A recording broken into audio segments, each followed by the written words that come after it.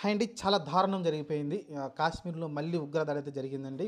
దాదాపు 27 మంది, 30 మంది దాకా అని చెప్తున్నారు. అఫీషియల్‌గా అయితే 27 మంది అని తెలుస్తుంది. ప్రస్తుతానికైతే చాలామంది దేశంలో ఉన్న చాలామంది నలుమూలల నుంచి అక్కడైతే పర్యాటక ప్రదేశం కాబట్టి అక్కడికి వెళ్లారు చాలామంది.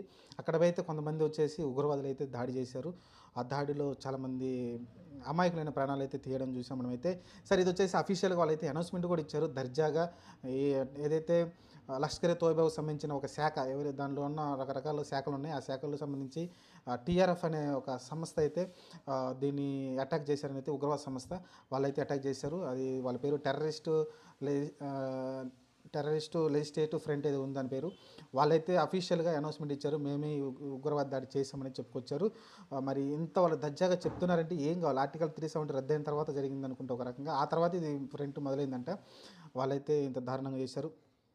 ఇంకా వేరే నేను అనుకునేది ఏంటంటే ఒకటే ప్రతి భారతీయుడు కోరుకునేది ఒక్కటే. ఏంటంటే ఇప్పుడు తాజ్ హోటల్‌లో వాళ్ళని రోజులు జైల్లో పెట్టి మేపడానికి అవసరం లేదు.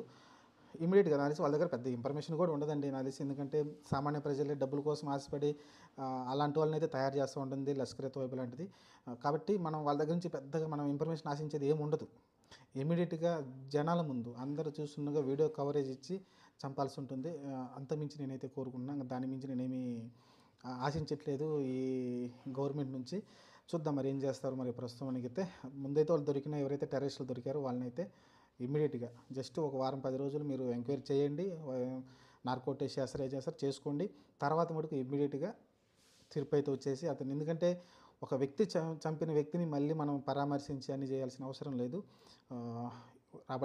రాబట్టండి ఇన్ఫర్మేషన్. దాని తర్వాత ఇమ్మీడియట్‌గా అయితే వీడియో కవరేజ్ చేయండి, వీడియో రిలీజ్ చేయండి. అప్పటికే భయం ఉంటుంది. అంటే అంటే ఇంతకుముందు పుల్వామా లేకుంటే చూసాం కదా, చాలా దాడులు జరిగినాయి. పుల్వామా దాడి జరిగింది, ఆ తర్వాత బాలాకోట్ దాడులు జరిగినాయి. ఆ తర్వాత కూడా మళ్ళీ ఇప్పుడు వాళ్ళు తెగబడుతున్నారంటే ఏం తప్పు చేసామని మనం తెలియదు. ఇప్పుడు కాశ్మీర్ ఉన్న ప్రజలందరూ సంతోషంగా ఉన్నారు. వాళ్ళకి మంచి